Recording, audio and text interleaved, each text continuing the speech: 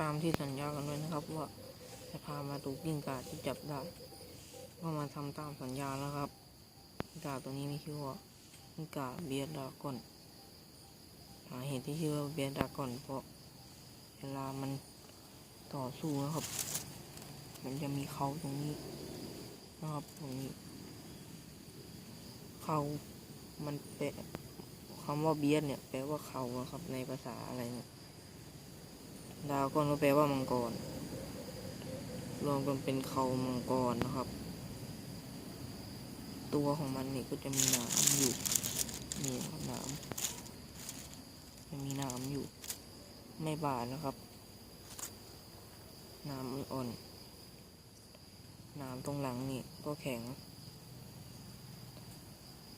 อาหารที่มันกินก็คือแมลงทั่วไปครับ หรือใบไม้ก็กินได้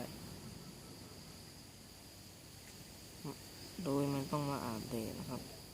เพราะกิ้งก่าเป็นสัตว์เลื้อยคลานไม่สามารถควบคุมอุณหภูมิในร่างกายได้ต้องมาอาบแดดเพื่อไม่ให้หนาว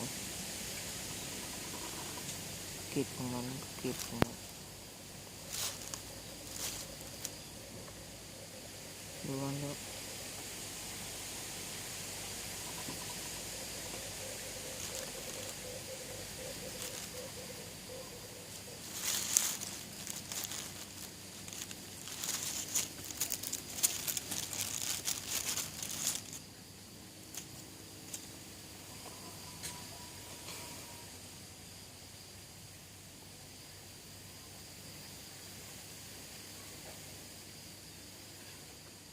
กิ้งก่าเปียกแล้วก่อน